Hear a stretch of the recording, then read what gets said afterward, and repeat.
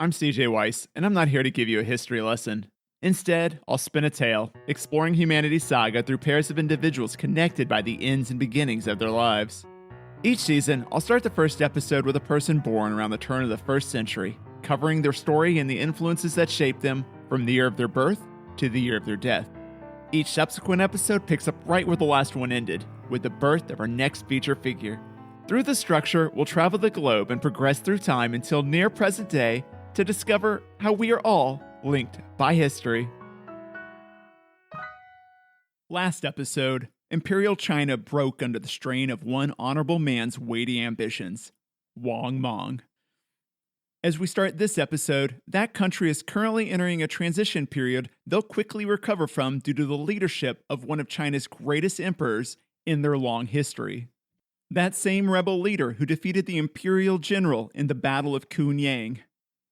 Meanwhile, Rome just lost their first and greatest emperor, Augustus, the great nephew of Julius Caesar. His multi-decade reign smoothly transitioned the 500-year-old Republic of Rome into the Roman Empire, which will last almost the exact same number of years. This smooth transition is ushered in a golden era history has dubbed Pax Romana that will endure 160 years past when we start today's episode. Pax Romana means Roman peace, but like any empire in history, there's rarely true peace. Weak rebellions rise and fall, and Rome takes land in places like Germany and Britain, but largely they'll maintain their borders established by their first emperor. Augustus had viewed the following lands as the natural borders Rome could logistically hold: most of northern Africa, Europe west of the Rhine River in western Germany, and south of the Danube River as it cuts across northern Austria before dipping south of Romania, and then out east as far as Syria. Given how similar the borders will look almost 400 years from now, it's just a small piece to illustrate how much of a visionary Augustus was. Oh, and to be clear, I'll almost always use modern borders because I don't want you to have to consult a map from 2,000 years ago to know what I'm talking about. Google Maps will work just fine. What matters here is someone's life, and that someone is Pliny the Elder. He's born in 23 AD, and Augustus has been dead 9 years. The empire is run by his stepson Tiberius, a man who didn't really want the job but gives it a go, mainly following the guidebook left by his stepdad. Outside of that, he generally delegates work to the Senate, who weren't particularly useful, but they could maintain status quo pretty well. So, Pliny begins his life inside an empire that is stable both economically and politically, best evidenced by the proliferation of literature, especially poetry during this time, that vies with conquest for the hearts and minds of Roman citizenry. Unfortunately, also that year, Tiberius' only son dies and he starts going off the deep end, to the point where people practically sing Ding Dong the Witch is Dead in the street following his death a decade from now, until they realize they've entered the twilight zone in which two of their next three emperors will be some of Rome's maddest mad emperors, Caligula and Nero. Pliny will live through it all, and we'll get our glimpse of it through history. In that currently stable year of 23, Pliny is born in a town now known as Como in Italy, a mile from Switzerland's border. Of course, his parents don't name him Pliny the Elder, though it's funny to imagine the babe entering the world looking like a wrinkled old man, and they say, screw it, Pliny the Elder it is. His name is a product of history. His given name is Gaius Plinius Secundus, and here's how names worked in Rome. The first name, Gaius, is the one family and close friends call him. The second name, Plinius, is a broad family categorization used to define a common ancestor. It'd be like you and your cousin with different surnames sharing this name in common to show a relationship. The third name is comparable with our modern surnames, and you might think, why not call him his first name, Gaius? Well, the names Gaius, Lucius, and Marcus were, no joke, the names of half of the men in Rome. And of course for women, Gaia, Lucia, and Marcia were about as common. It's no wonder that history opted to refer to this man by one of his two surnames. Pliny's father is the first Plinius we have records of, but he's quite literally a footnote in history. Pliny puts his family on the historical map, so that's where we get his name. He grows up in the equites class, which is second in status only to senators. They're the lower 1%ers of the 1%ers in Imperial Rome, with a few rules for admittance. Members need a net worth of 100,000 denarii, equal to the annual salary of 450 legionaries, Rome's professional soldiers, and is comparable to around $4 million US today. Equites also had to be of sound moral character, no burying randos in ditches or cavorting with prostitutes, and maintain a minimal level of physical fitness. Like, if running a mile sent you into a paroxysmal coughing fit, you were out. Though that particular requirement became less and less as time went on. A big part of this is because of the class's historic relationship to the military. Equites used to get drafted as cavalrymen, but military reforms ended this compulsory element for the elites about 100 years before Pliny's birth.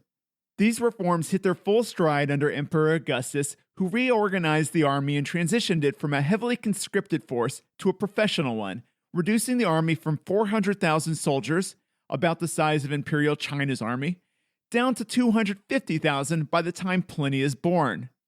However, the class structure maintains a tight relationship with the army, with most equites serving as officers in at least one military campaign. And this will influence Pliny as a child. He grows up with one sister in his hometown of modern-day Como. These lands were settled as an official colony 82 years prior to his birth, 325 miles north of Rome. 500 aristocratic Greeks and 4,500 others from provinces all across the empire relocated here, creating a multi-ethnic town as varied as anyone might find in the empire. To give you an idea of Roman expansion speed, 27 years after Pliny's birth, Cologne in modern-day Germany will be officially settled as a colony, 869 miles from Rome. This puts Rome's average northern expansion at a rate of 50 miles per decade. To be fair, this is an oversimplification because Rome is technically expanding eastward more than northward here, but Cologne is pretty well due north of Como, and what really matters is when Pliny is born, the inhabitants of his town all consider themselves proper Romans, regardless of their origins. Como blossoms into a city rich with mosaics and sculptures, public baths to relax in, a theater to watch plays, where equites like Pliny's family get front row seating after senators, and various craftsman workshops. All of this is supported by labor via the town's sizable slave population. While the Chinese Han only enslaved 1% of their population, 10% of Imperial Rome were slaves, perhaps as high as 40% in the capital, and the average elite equites family owned dozens of them. We don't know how many slaves Pliny's family actually owned, but Roman citizens outside of Rome itself tended to own less, so let's call it an even 24. We also don't know how Pliny viewed slavery as an adult, but implicit evidence suggests that while he, like many Romans at the time, viewed the practice as just part of life, he believed slaves were still humans who happened to have drawn an unlucky lot. Slaves came from all over the empire and its outskirts, as they often originated from war or traveling merchants. That, coupled with the diverse colonists who founded the relatively small town, likely plays a role in developing the curious nature that blossoms during Pliny's childhood. But just as important as people were his environment. I've never personally been to Como, but a quick search online shows a city teeming with natural beauty, with both a soothing lake and scenic mountains.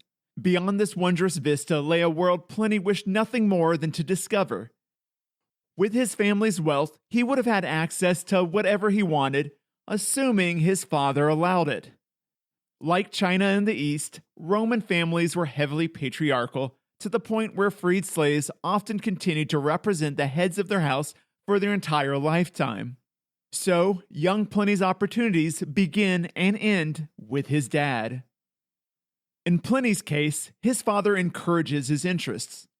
Personal tutors teach the young boy much, but Rome stands at the center of the Western world, so as the boy verges on puberty, he leaves for the capital to further his education.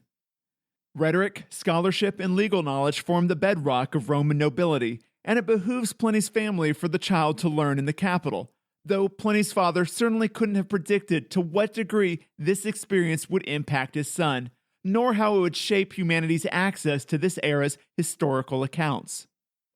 Pliny likely arrived in Rome as a 10-year-old in 33 AD, and would have witnessed the first of Rome's major failings after the rule of Augustus, a financial crisis with parallels to the modern era's American financial housing crisis in 2007 and 8.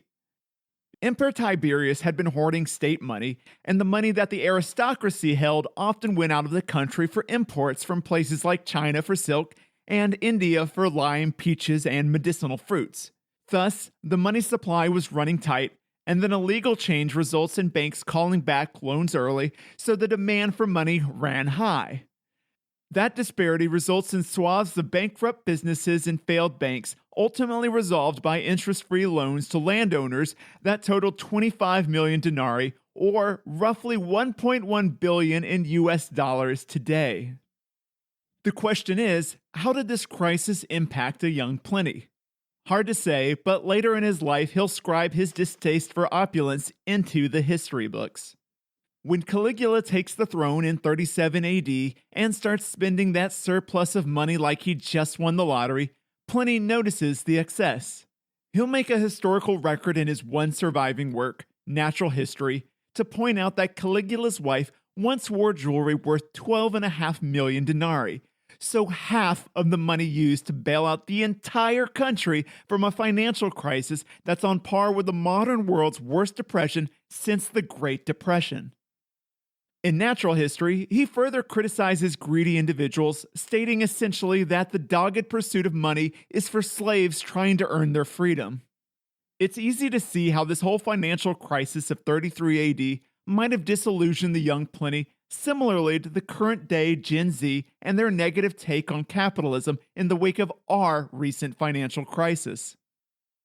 As I alluded to earlier, the Mad Emperor Caligula has taken over for his uncle Tiberius. This coincides with Pliny turning 14 as he starts learning from a man by the name of Publius Pomponius Secundus.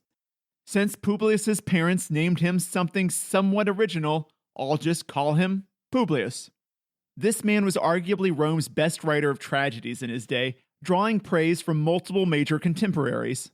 He wrapped a unique literary style around thinly veiled political statements to espouse his views. Only a mere few lines of his work have survived, but given the respect earned by his peers and by historians decades after his death, we can assume he just wanted a world where Romans could be Romans without worrying about a random purge. All I can say to that is, dare to dream, my friend. Publius had been jailed by Emperor Tiberius for the last 4 years of his reign for being friends with the guy who turns out had orchestrated the murder of Tiberius's son. Caligula released Publius upon ascending the throne, then gave him front row seats to his mad reign by granting him a governorship following Caligula's marriage to Publius's half-sister.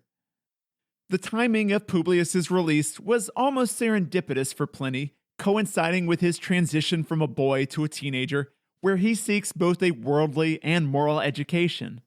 Everything else related to living in Rome during Caligula's reign was not great. I don't want to spend too much time talking about the Mad Emperor, but he was traumatized by his uncle Tiberius, who allegedly killed Caligula's dad and definitely killed his mom and 2 siblings, while basically only providing the boy a summer internship before he took over ruling all of Rome. This twisted upbringing leads to things like rewarding soldiers stationed in Britain with all the seashells they could collect as spoils of war, inviting his horse to drink wine with him, and executing a man for being too handsome, all while racing to bankrupt Rome of its vast coffers that Tiberius had filled during his reign. And this is the emperor that will guide Rome during the bulk of Pliny's teenage years. It was impossible to predict anything Caligula would do, so Pliny studies the art of tact, learns how to keep out of view when necessary, and develops an affinity for the arts. This, coupled with his childhood fascination with natural science, built a foundation of interests that would span his lifetime. He also makes connections that would pay dividends later in his career. Men of the equites class tended to follow the same career path, starting with some minor administrative position for a few years before joining the army. There's no record of Pliny's career before joining the army, but let's just assume that he spent his early 20s, I don't know, allocating the funds necessary for the construction of a random bathhouse and temple in Rome. Maybe throw in a few audits to make sure there wasn't too much corruption from these projects, and you can basically sum up his first foray into professional life as a Roman citizen. Then we can dive into the professional career he cherished, that of a military commander. The Roman army was all about discipline and delivering the order of the empire to the chaos of the outside world. I can't overstate how much this order meant to Pliny. It allowed culture to flourish in the form of the arts and civilization to prosper rather than, say, the barbarism of the Germanic tribes who ran amok with no formal laws. Laws formed the basis of Rome's greatness to the point that almost all nobles studied it. Law and order go hand in hand, and there's a joke about the TV show I'm not funny enough to tell, but these were values Pliny fully bought into. I'd venture to guess the arbitrary, laws, if we can call that, of Caligula and Tiberius's final years emphasized these values. The societal breakdowns that occur due to their scatterbrained policies leave it clear to the educated, diligent men like Pliny how important Roman order is. Taking it a step further, Roman order is what keeps the empire running smoothly despite so much incompetent rule from Augustus's descendants. So, at 23 years old, Pliny is ready and eager to leave Rome as a bureaucrat and begin life as a military man. As is common for an equestrian, he joins the army as a junior officer. Less common is the location of his post. He's stationed around what is today the French-Belgian border, one of the frontiers of Rome as it borders Germany's fiercely independent tribes. Most nobles at this time joined the army to check a box, but Pliny entered with a sense of duty foremost in his mind. His position saw him overseeing a cohort of 480 infantrymen. In a numerical sense, that's roughly comparable to a captain in the US Army today. In a realistic sense, he had no tactical or strategic authority. Part of the reason for his likely administrative experience with erecting bathhouses or temples or whatever was to apply that organizational skill set to the army, fulfilling tasks like making sure his cohort got fed, had proper equipment, made it to training, etc. And you can be damn sure his cohort ate dinner on time. Pliny's fellow equestrians generally lasted a decade in the army before piecing out, but he embraced military life and partook in several campaigns. While his peers in safer posts indulged in wine and simple tasks, he studied those who commanded troops in earnest military action, whether from a professional soldier who had risen through the ranks or a general bred from noble stock. Station and status do not earn Pliny's respect. Talent and hard work do. He's content to learn for many years and help where he can, exhibiting patience and shying away from ambition, at least in the sense of growing and consolidating a power base. Very different than Wang Mang from our last episode. It helps that Pliny often finds himself in legions with others who value the pursuit and proliferation of knowledge. Not only was he bringing order to the world, he learns and later imparts those learnings to other educated individuals. Over his first 5 years as a soldier, he witnesses his legion creep into the modern-day Netherlands, conquering a couple of tribes. This earns him a promotion to military tribune, expanding his administrative responsibilities, and a transfer under the command of a familiar face, his former teacher Publius. While the informal tutorship during Pliny's youth acquainted the two men, this military command forges their friendship. Pliny writes his first book at age 28, a treatise on how their German foes threw short spears. Riveting stuff, I'm sure, but I don't think it's a coincidence that it came when serving under Publius. The two form a powerful bedrock of the Roman legions under Publius's command, but it's not like it's military life 24/7. And downtime likely allowed the pair to discuss worldly theories as equals rather than teacher and student. Demonstrating the value of this pairing, the army pushes deep into Germanic territory, reaching as far as modern-day Mainz, and frees a number of Romans enslaved from an ambush 4 decades prior from a host of German tribes who killed or captured the bulk of 3 Roman legions. This earns Publius a small parade in Rome called an ovation, and about as much respect as Pliny can hold for one man. Pliny escorts his friend back to Italy so they can attend this parade. On the way, he makes note of Fucine Lake, a painful source of flooding and malaria. Locals as far back as a century ago, when Julius Caesar ruled, had begged the man to drain the lake. It took Emperor Claudius, the new emperor and successor to the insane Caligula, before the people would have a partial solution via a man-made outlet for the lake's overflow. What set the empire abuzz, though, wasn't the 11 years of work or the manual labor of 30,000 workers who tunneled almost 4 miles through rocky hills with merely the technology of the first century. No, what got people talking was instead the battle that commemorated the achievement. The emperor orchestrated a show of 19,000 gladiators and criminals placed on numerous warships and then divided them into two sides in a fight to the death, all while catapults rained stones and debris down on them. The audience loved it. Bread and circus, am I right? But Pliny merely alludes to the battle in his works. Like any gladiatorial battle, he recognized the positive impact it had on public opinion, but couldn't personally be bothered to care about the show one way or the other. Building the world's largest tunnel, though, a feat that would last until 1871? Yeah, Pliny was all in on that. As for the tunnel's actual purpose, it didn't completely drain the lake, but it did alleviate some flooding and irrigated surrounding farmland. With that, we're halfway through, so rather than make an awkward segue to part 2, here's an awkward segue to our break. And here's part 2 as promised. In Rome for a short while now, Pliny is kicking back and relaxing, which for him probably means catching up on legal changes in Rome. No doubt Publius put in a good word for his friend, and Pliny earns another promotion and a transfer back to modern-day Belgium, with a new title that made him responsible for a cavalry cohort, a rather prestigious position given that it comprised only 10% of their legion, and horses don't come cheap. He perhaps starts participating in military strategy, though it's unclear whether he put himself in any real danger. I suspect not, based on the lack of resistance across the frontier and how he acted once the insane Nero took control of Rome. We'll get to that second one in a bit. Unfortunately for present Pliny, life takes a turn for the worse. Word reaches him about the death of his friend Publius, a man he'd much rather be with than his current commander. The man in charge of Pliny's new legion carries heaps of money with him to keep his fine dining going in the midst of a military campaign, and, possibly worse, the dude didn't write, at all. It's okay, because Pliny more than makes up for his commander's shortcomings. He immediately begins work on a biography for his late friend. Once he finishes that, he takes inspiration from a dream involving the great-grandfather of the now current emperor Nero.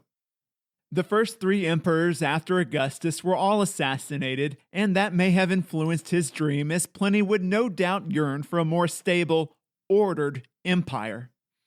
In the aforementioned dream, Nero's great-grandfather begs Pliny to save his memory from oblivion. This guy's primary claim to fame was military success in Germanic campaigns a decade before Pliny's birth. The dream persuades Pliny to write a book on it. A book. That's all it would take, right? To cover one commander's conquests in Germany.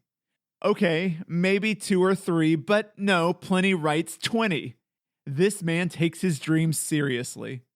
To be fair, these were more novella length than novel, but the point is that Pliny doesn't do anything half-assed.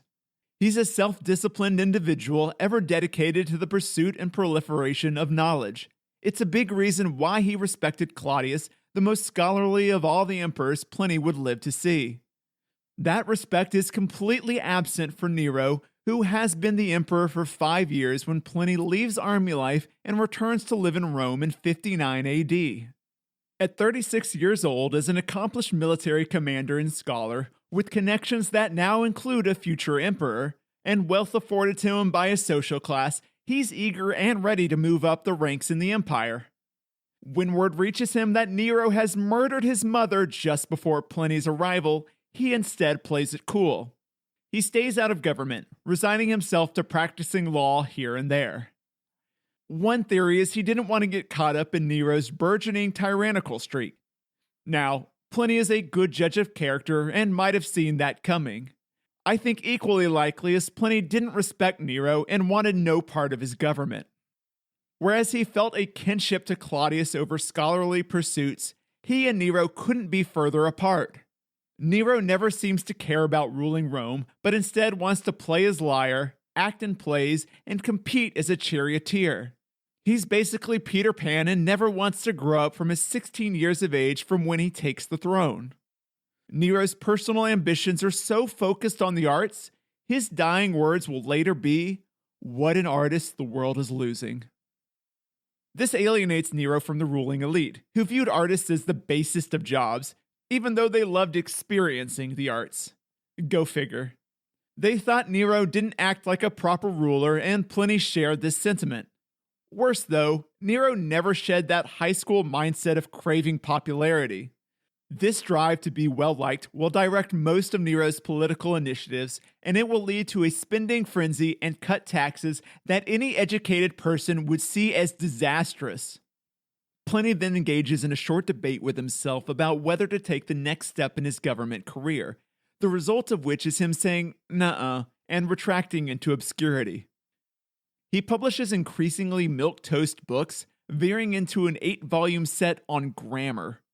At the same time, Nero goes all in on purging any perceived opposition, separating those chosen individuals from their political posts, if they were lucky, and their lives if not. While Pliny's path might seem like early retirement, he hardly takes it easy. The man criticizes laziness and Mama didn't raise a hypocrite. He spends most of his time in Rome, but takes a number of trips to elsewhere in the empire. He takes notes, writes, reads books, and jots down first-hand accounts of the natural world. Pliny the Younger, technically the nephew of the elder, but who will be named his son in his will, later describes his stepdad's work ethic in detail, but here's the gist. When not working in an official capacity as a lawyer, or future government posts after Nero's end, Pliny the Elder relaxed by reading books. He never read books without taking notes, though, but he couldn't write his notes fast enough, so he dictated them to multiple slaves.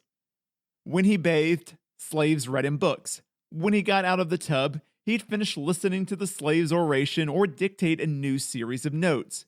If he went out on a morning stroll or to meet a friend, a slave walked beside him, reciting text in a manner not dissimilar to us listening to a podcast. Now, a key difference in Pliny the Younger's account and mine are the slaves. The Younger felt a moral obligation to treat his slaves well, but when it came to accomplishments, the slaves were out of sight, out of mind. In reality, as tirelessly as Pliny the Elder worked, so too did his slaves.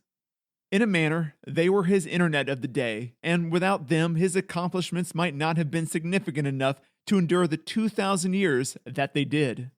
Imagine how much more you'd get done with a couple dozen unpaid, employees at your beck and call. Thus, it's important to note that Pliny's contributions to the world were part of a group effort, and those who assisted him deserve substantial credit. Meanwhile, Nero is setting Rome on fire. Okay, not true, but the fact so many Roman citizens believed he purposely set fire to Rome in 64 AD, a notion held by commoners and nobles alike, speaks volumes to the empire's growing resentment. Nobody sums it up better than Pliny himself, calling Nero a poison after the Emperor Claudius's death, a blame he lays squarely at the feet of his mother. As became common sentiment, he believed Agrippina the Younger, Nero's mother, murdered her husband / uncle, Emperor Claudius. I'll take a slight detour here, somewhat because Pliny brings it up, but also because Linked by History seeks to compare and contrast people across cultures and time. And I promise this will all circle back to Pliny by the end. You might remember from the last episode that Wang Mang is largely believed to have poisoned one emperor, and I laid out circumstantial evidence that he poisoned another, but that there's no direct proof of this. You won't find a lot of historians even discussing the possibility. Meanwhile, Agrippina is commonly believed to have killed Claudius. But here's the thing, there's no direct evidence of that either. It's a similar situation with heavy elements of context creating a rumor that essentially became fact. It didn't help Agrippina's cause that her son killed her. The apple doesn't fall far from the tree and all that, but everything pointed to her is still circumstantial. At risk of derailing us, I'll just cover the key difference as to why. The Han Chinese focused on moral philosophy, impartial record keeping, and reinforcing Confucian ideals. Romans wrote about almost whatever they wanted, so their agendas also flowed down the river of time to us today. And Rome's patriarchal society certainly had an agenda against Agrippina. To illustrate how patriarchal/sexist their society was, when a woman named Boudica rightfully inherited her father's kingdom in Britain, Roman officials condemned the act. They flogged her and raped her daughters because a woman simply was not allowed to rule, even when she paid the same tributes and gave the same respects. This led to a massive but ultimately failed uprising that would later enshrine Boudica as a British symbol for justice and independence. So, when Agrippina tries to rule via her son, noble men would have scoffed at her at best, actively worked against her at worst. One theory suggests Nero, who is again obsessed with popularity, killed his mother to appease the Senate who hated her for overreaching past her gender's bounds. This isn't like Han China, where former wives of emperors, empress dowagers, were expected to influence rulers and impart their wisdom. Don't get me wrong, women in both ancient China and Rome are roughly equal in terms of rights or lack thereof, but at the very top of the food chain, Chinese women are better off. It's easy to see how Agrippina never had a chance with the chroniclers of her day. Scholarship is more professional nowadays, so there are multiple theories on who killed Claudius. Agrippina remains the chief culprit, and to be fair, I think that too. I do love my circumstantial evidence, but it's not a fact. Now, I can come back to our star character. Pliny is shaped by the world in which he grew up.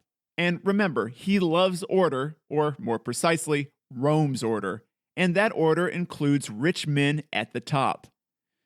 This and the bit about slaves staying out of sight, out of mind, probably comes across as a criticism of Pliny's character. It shouldn't. He didn't abuse his position to mistreat random slaves or women or those in lesser stations. In fact, he didn't romantically interact with women or men at all, and may have spent his entire life in celibacy. It's not that to him, as a rich Roman male, he's necessarily a better person, but that Roman order has led to amazing advances. It's an if it ain't broke, don't fix it situation, and that order has provided much, including on a personal level for Pliny, desire and means to discover and disseminate information. Seriously, this man's self-discipline and work ethic was next level. He hustled, gave 100%, left nothing in the tank, and every other cliche that defines something so valued by modern societies and those throughout the ages that we have 50 ways to say it. This is what makes Pliny who he is, and as we'll see, will also be his undoing. For now, while Nero is still in charge, Pliny keeps his mouth shut. The emperor has resurrected the treason trials from past emperors. He executes multiple folks, including a man named Rebellius Plautus for, well, plotting a rebellion. I love that I don't have to make that up, but Nero might have. We have no proof of said plot. Then comes that great Roman fire of 64 I referenced earlier, in which 70% of Rome burns to the ground.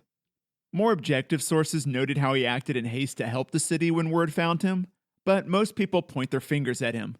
It probably didn't help that he built a giant palace with a 100-foot bronze statue of himself atop the ruins. At this point, it's not about the fire, but who to blame. Nero needs a scapegoat and finds it in the Christians. Roman citizens are okay with that at first because people sadly are generally okay pointing the fingers at those different, and Christians at this time overwhelmingly weren't Italian. But Nero takes it too far with heinous acts like setting them on fire to light his garden at night. People were not okay with cruelty for cruelty's sake. This cycle of Nero seeking popularity falling due to him appeasing momentary whims while ignoring the big picture, then doing something evil and insane to try to recapture popularity, only to see it fall again because it's evil and insane, eventually leads to everyone turning against him. The Senate declares him an enemy of the state, and Nero commits suicide. The empire is left without an heir, and a short civil war ensues called the Year of the Four Emperors. The eventual winner is Vespasian, that future emperor Pliny had befriended in the army. Both came from the equestrian class and held much in common. Vespasian was a down-to-earth, no BS kind of guy. He didn't indulge in excess or frivolities like Caligula and Nero. Instead, he implemented tax reforms that stabilized the empire and initiated key projects like building the Colosseum, though neither Pliny nor Vespasian would live to see its completion. He also pensioned the salaries of many scholars and authors. When Vespasian needed men he could trust, Pliny was happy to answer his call. Unlike Wang Mang in the Western Han, Pliny didn't see the chaotic final years of Nero's reign as an opportunity for power. He saw it as a warning sign, and he stayed the hell away. But now there's a man in charge who he trusts to put the country back on top. After staying out of public service for 10 years, he re-enters the scene in 69 AD and is trusted to handle the governance of one key province or another. Don't get me wrong, Pliny never abandons his scholarly pursuits. He just reorganizes a bit and sleeps a little less to fit it all in. Do you ever remember cramming for a test and falling asleep face down on a book? Yeah, that's Pliny every night. In fact, although it's not stated anywhere, I think his scholarly pursuits play a large role in the positions he takes. He ends up governing in Tunisia, Spain, France, and Germany over the next 10 years, and it's easy to imagine Pliny listening to his buddy Vespasian ask for his help in ruling the empire, needing his support to help keep the peace between the army and its local inhabitants, and Pliny agreeing as long as he gets to tour the world and take some notes. Pliny is a trustworthy, intelligent, educated man with ambitions for knowledge, not power. Vespasian would have taken that deal in a heartbeat.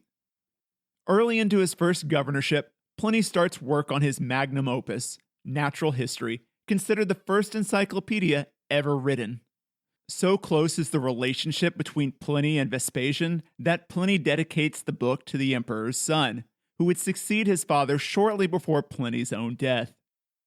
I could say a lot about natural history, and it would be a disservice to say a little. Pliny's work guided common knowledge in Rome for centuries, and as common knowledge became an oral tradition, he impacted the world as far-reaching as today. For instance, the reason why we think that elephants are scared of mice is because Pliny said so. Incidentally, this is sort of true. Fast-moving creatures like mice put them on edge, but fear is a strong word.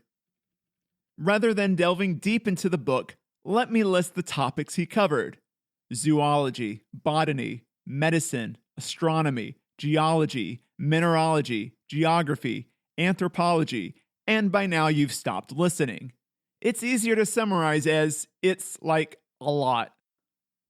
In the last decade of his life, Pliny would become known as a just governor, committed to building up the infrastructure of his provinces, ensuring the welfare of the inhabitants of his domain, and imbuing Rome's magnificent order into wherever he worked. But we'd likely know little about all that if the scholars after Pliny didn't care so much about natural history. Unfortunately, as I foreshadowed earlier, it's this pursuit of knowledge that cost him his life. His final appointment by Emperor Vespasian is as a naval commander stationed close to Mount Vesuvius when it erupts over Pompeii in 79 AD. Armageddon is already raining down on the city by the time the fleet reaches them.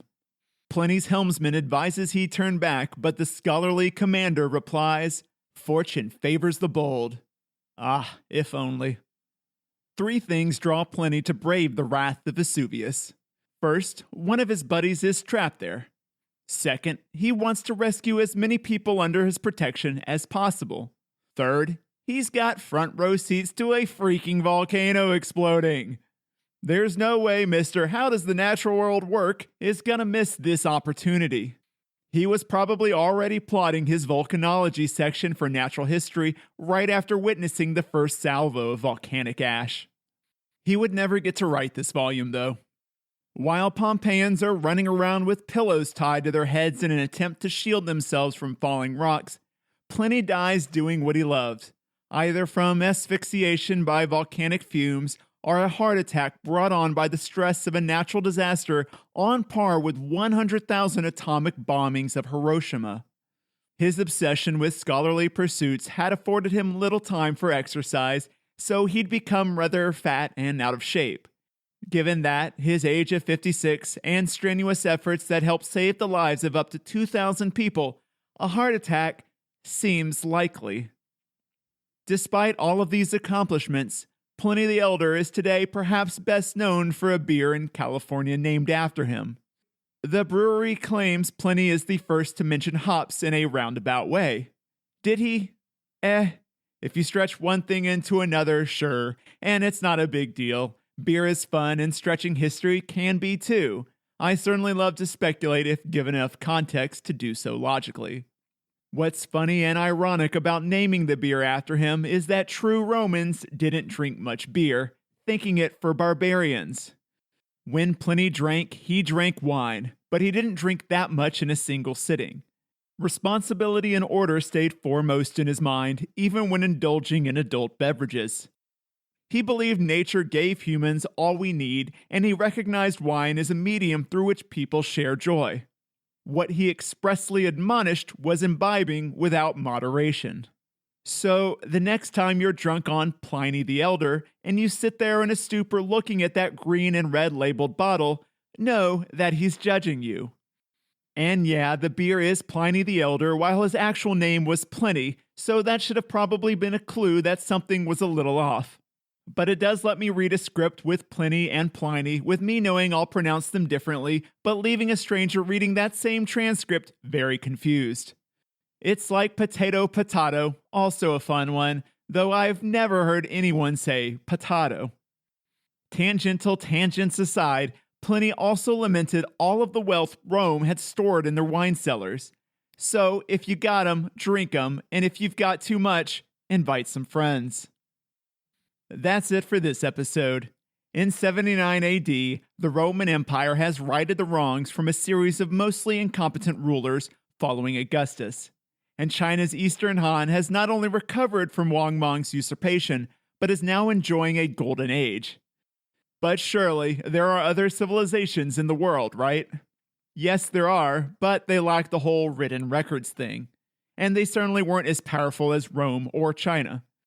Possibilities that come to mind are Parthia, who rivals the hegemony of Rome along their Middle Eastern borders, and the Xiongnu, those steppe nomads who pose an ever-present threat to China's northern border. There are a few others on par with these, quote, second-tier empires, but one is poised to clearly rise to the world's third largest power over the next several decades, and you've probably never heard of them. Next episode, I'll cover the rise of the Kushan Empire, who in 79 AD is situated around where Turkmenistan, Uzbekistan, and Afghanistan's modern borders collide and will triple in size in less than a century, leaving a legacy not just of themselves, but one that will catapult Buddhism from a regional religion onto the world stage. It's a story that can only be told by following the ruler who will thrust them from obscurity and into prominence, Kanishka the Great. If you like this episode and want to hear more, the best thing you can do is rate the podcast wherever you're listening to it, then follow me to listen to future episodes. With your help, we'll turn history from a series of forgettable names, dates, and events into memorable stories that tell the saga of humanity on a truly personal level.